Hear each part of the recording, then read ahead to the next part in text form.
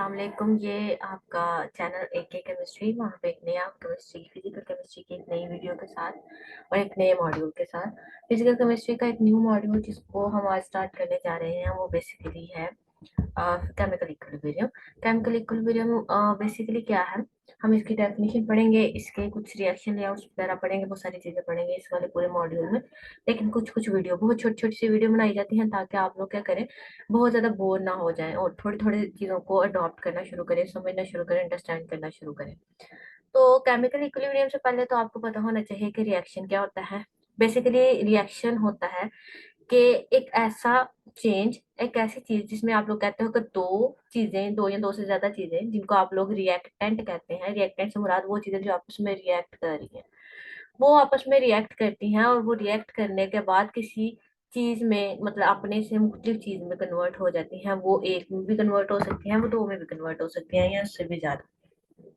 तो बेसिकली हो क्या रहा होता है यहाँ पे, वो कह रहा है कि रिएक्शन, कोई भी ऐसी चीज, कोई भी ऐसा जो है स्पीशीज जब आपस में रिएक्ट करें तो वो केमिकल रिएक्शन होगा अगर बनने वाली चीज जो है, जिनको आप प्रोडक्ट्स कहते हैं, वो रिएक्टेंट से चेंज हो। अगर रिएक्टेंट्स ही रिएक्ट करने के बाद वही रहेंगे तो आपका रिएक्शन तो हुआ ही नहीं, क्योंकि आपका तो चीज जो है वो न्यू बनी नहीं। तो कहता है रिएक्शन एक ऐसी बैलेंस इक्वेशन जिसमें आप लोग कहते हो कि रिएक्टेंट आपस में रिएक्ट करके एक न्यू कंपाउंड की फॉर्मेशन करते हैं। एक बॉन्ड भी हो सकता है और एक से ज्यादा भी हो सकते हैं।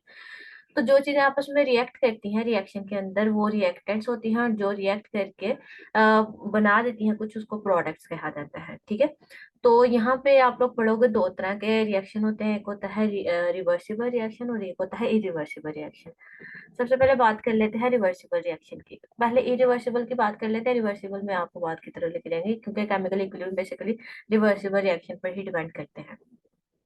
तो इरिवर्सिबल एक ऐसा रिएक्शन जिसमें रिएक्टेंट, मैं आपको एक रिएक्शन शो चले नहीं है, कोई मसला नहीं, मैं नेक्स्ट वीडियो में डाल दूंगी। आप फर्ज कर लें, लेट्स सपोज के ए और बी आपस में रिएक्ट करके सी और डी बना रहे हैं। तो फर्ज करने से मुराद ये है कि आप लोग कह देते हो कि ऐसा रिएक्शन जिसमें रिएक्टेंट ए और बी रिएक्ट करता है और प्रोडक्ट बनाता है, सी एंड डी भी हो सकता है, कोई भी प्रोडक्ट बना रहा है, आप अपने पास से सपोज कर लें। तो कहता है जब वो प्रोडक्ट बन जाते हैं तो वो प्रोडक्ट इतने स्टेबल होते हैं कि वो दोबारा आपस में रिएक्ट करके बैकवर्ड रिएक्शन फॉलो नहीं करते, मीन के वो दोबारा रिएक्टेंट की तरफ नहीं जाते, रिएक्टेंट नहीं बनाते। ऐसा तमाम रिएक्शन जिसमें रिएक्टेंट सिर्फ रिएक्ट करके प्रोडक्ट ही बनाए और प्रोडक्ट स्टेबल हो, प्रोडक्ट दोबारा ऐसे टूटे नहीं, अनस्टेबिलिटी की तरफ ना जाए या किसी भी ऐसे रिएक्शन की तरफ ना जाए कि वो दोबारा से रिएक्टेंट में कन्वर्ट हो जाए। तो ऐसे तमाम रिएक्शन जिसमें रिएक्टेंट सिर्फ और सिर्फ प्रोडक्ट बनाते हैं और प्रोडक्ट उसका रिएक्टेंट बनाने के लिए मजीद रिएक्ट नहीं करते, तो उसको आप लोग इरिवर्सिबल रिएक्शन कहते हो। ठीक है। यानी ये रिएक्शन कंप्लीट रिएक्शन होंगे, इनके अंदर कोई ऐसा काम नहीं होगा कि आपके रिएक्टेंट भी प्रोडक्ट में आ रहे हैं और प्रोडक्ट उसी टाइम पे वापस आ रहे हैं। वो कंप्लीट रिएक्शन होते हैं जिसमें रिएक्टेंट फुली तौर पर या कंप्लीटली क्या कहते हैं कि वो प्रोडक्ट में अंदर कन्वर्ट हो जाते हैं। बट एक एक और तरह के रिएक्शन होते हैं जिनको आप लोग रिवर्सिबल रिएक्शन कहते हो। ये जो जितना भी टॉपिक है हमारा वो इस पर बेस करता है। इसमें क्या होता है कि रिएक्टेंट ए और बी आपस में रिएक्ट करके सी और डी प्रोडक्ट बना रहे होते हैं।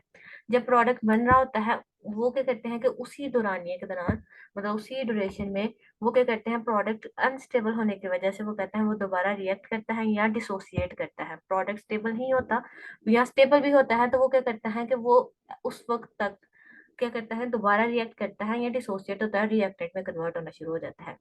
यानी एक ऐसी सिचुएशन हो जाती है जिसमें रिएक्टेंट रिएक्ट करके प्रोडक्ट बना रहे होते हैं और प्रोडक्ट जो है वो टूट टूट कर दोबारा रिएक्टेंट में कन्वर्ट हो रहे थे, उनको कहते हैं रिवर्सिबल रिएक्शन।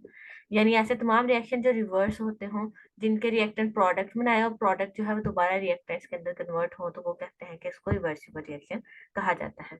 ये रिएक्शन कभी भी कंप्लीट नहीं होंगे। आप लोग खुद सोचे कि कभी भी रिएक्टेंट इसमें 100% प्रोडक्ट के अंदर कन्वर्ट ही नहीं होंगे। वो तो इरिवर्सिबल है, जो सिर्फ एक डायरेक्शन में चलता है, वो पॉसिबिलिटी है वहां पे कि वो 100% कंप्लीट रिएक्शन होते हैं। ये कंप्लीट नहीं होते रिवर्सिबल रिएक्शन। वजह क्या है? क्योंकि इसमें प्रोडक्ट जो है वो दोबारा रिएक्टेंट बनाने के लिए रिएक्ट कर जाता है। अच्छा जी, अब रिवर्सिबल रिएक्शन की होती है दो तरह की टाइप्स, एक होती है स्टैटिक और एक होती है डायनामिक इक्विलिब्रियम। स्टैटिक होती है कि जिसमें आपके रिएक्टेंट और प्रोडक्ट की कंसंट्रेशन बराबर होने के बाद, चलिए सबसे पहले मैं ये ग्राफ समझाती हूँ, उसके बाद ये दोनों टाइप समझाऊंगी। ये देखें, यहाँ पे होता है, कहता है कि शुरू शुरू में आपका जो रिएक्शन मिक्सचर है, रिएक्शन मिक्सचर से मुराद आप लोगों ने 2 रिएक्टेंट ए और बी एक बेकर में डाल के रख दिए। तो जितनी भी चीजें हैं, अभी रिएक्शन शुरू नहीं हुआ, अभी मिक्स करके आपने रख दी, तो कहता है सारी की सारी चीजें रिएक्टेंट होगी। इस ग्राफ में एक गलती है, वो मैं आपको नोट कराती हूँ। कहता सारी की सारी चीजें आपकी रिएक्टेंट है, ये रिएक्टेंट आपस में रिएक्ट करके प्रोडक्ट बनाना शुरू करते हैं। ये जो नीचे वाला ऑरेंज ग्राफ था ना, इसको यहाँ पे उसने प्रोडक्ट लिखना था, ठीक है, इसको एडिट कर लीजिएगा। कहता है रिएक्टेंट जो है ब्लू लाइन फॉलो करता है। ब्लू लाइन से मुराद ये है कि आपका रिएक्टेंट शुरू में मैक्सिमम थे, सारे के सारे रिएक्टेंट थे, प्रोडक्ट तो था ही नहीं रिएक्शन मिक्सचर में, क्योंकि अभी रिएक्शन स्टार्ट नहीं हुआ। रिएक्शन स्टार्ट हुआ, रिएक्टेंट कम होना शुरू हो गए, क्योंकि वो रिएक्ट करके प्रोडक्ट में कन्वर्ट होते जा रहे थे। रिएक्टेंट आहिस्ता आहिस्ता कम होते जाते हैं, कम होते जाते हैं। उसी टाइम के दौरान आपके प्रोडक्ट बन रहे होते हैं, रिएक्टेंट रिएक्ट करके बेसिकली प्रोडक्ट ही तो बना रहे हैं। तो कहता है उसी दौरानिए में क्या होता है कि आपके रिएक्टेंट जो कंज्यूम हो रहे हैं वो प्रोडक्ट बनाने में इस्तेमाल होते जाते हैं। रिएक्टेंट की कंसंट्रेशन कम होती जाएगी, प्रोडक्ट की बढ़ती जाएगी, लेकिन एक वक्त ऐसा आएगा जिसमें रिएक्टेंट की कंसंट्रेशन पैरेलल हो जाएगी टाइम एक्सिस के, रिएक्टेंट की भी और प्रोडक्ट की भी, दोनों की। इसकी वजह क्या है, कहता है पैरेलल क्यों हो जाता है, कहता है एक ऐसा वक्त आता है जिसमें क्या होता है कि आपके रिएक्टेंट और प्रोडक्ट की कंसंट्रेशन बाहर ऐसा लग रहा होता है कि बराबर हो गया, बल्कि बाहर क्या वो लग हो जाती है बराबर। तो उसकी 2 टाइप है, एक होती है स्टैटिक और एक होती है डायनेमिक। कहता है जब ये वाली सिचुएशन आ जाती है ना, जिसमें रिएक्टेंट एंड प्रोडक्ट की कंसंट्रेशन बराबर हो जाए और वो बराबर होने के बाद रिएक्शन रुक जाए, मतलब मजीद आगे ना बढ़े, तो उसको आप लोग कहते हैं स्टैटिक, रुक गया बराबर होने के बाद। लेकिन एक सिचुएशन ऐसी होती है जिसमें डायनामिक इक्विलिब्रियम होता है कि रिएक्टेंट जो है ना वो बराबर तो है, आपको बाहर से बराबर की तौर पर ही नजर आएगी, लेकिन उसके अंदर रिएक्शन चल रहा होगा। रिएक्टेंट आपस में रिएक्ट करके जिस टाइम पे प्रोडक्ट बना रहे होंगे, उसी टाइम पे दूसरा प्रोडक्ट टूट के रिएक्टेंट बना रहा होगा, रिएक्शन चल रहा होगा, लेकिन दोनों की क्वांटिटी बराबर है। मैं लेट सपोज करके आपको एक बार समझाने की कोशिश करती हूँ कि रिएक्टेंट फर्स्ट कर लेके 50 है और प्रोडक्ट है आपके पास 50। कहता है रिएक्टेंट में से 2 रिएक्टेंट आपस में रिएक्ट करते हैं 50 एंड 49 वाला, तो 48 पीछे रह जाते हैं, वो दोनों रिएक्ट करके प्रोडक्ट बनाते हैं कोई एक, तो इसकी तादाद हो गई 52 सॉरी। तथा उसी टाइम पे 52 बनने से पहले ही इसकी 50 में से भी एक प्रोडक्ट डिसोसिएट करके वो नीचे चला जाता है। तो बेसिकली बताना ये चाह रही हूँ कि इसके अंदर रिएक्शन हो रहा होता है, रिएक्टेंट रिएक्ट करके प्रोडक्ट, और प्रोडक्ट टूट टूट के दोबारा रिएक्टेंट बना रहे होते हैं। लेकिन बस बाहर से आपको पेरेंटली उन दोनों की कंसंट्रेशन तो बराबर ही रहेगी, क्योंकि वो एक ही वक्त में दोनों आपस में इंटरचेंज हो रहे होते हैं। दैट्स वाई वो कहता है रिएक्शन चल रहा है, लेकिन आप लोग कहते इक्विलिब्रियम तो कहते हैं उसमें, उसे कहते हैं जिसमें रिएक्टेंट और प्रोडक्ट दोनों की कंसंट्रेशन बराबर हो जाए। तो एक सिचुएशन ये थी जिसमें दोनों की कंसंट्रेशन बराबर हो गई और रिएक्शन रुक गया, स्टॉप हो गया, जिसमें कंसंट्रेशन बराबर हो गई, उसको आप लोगों ने स्टैटिक इक्विलिब्रियम कहा। और दूसरी होती है जिसमें रिएक्शन चल रहा होता है लेकिन कंसंट्रेशन बराबर ही रहती है, उसे कहते हैं डायनामिक इक्विलिब्रियम। होप्स हो कि आपको ये सारी की सारी टर्मिनोलॉजी समझ आ गई हो। ठीक है, इसके लिए इसकी वीडियो के लिए इतना काफी है। अगर आपको ये टर्मिनोलॉजी समझ आ जाएंगी तो फिर हम लोग आगे जो कैरी आउट करेंगे इस पूरे मॉड्यूल को, वो आपके लिए समझना आसान हो जाएगा। अभी के लिए इतना ही काफी है। अल्लाह हाफिज।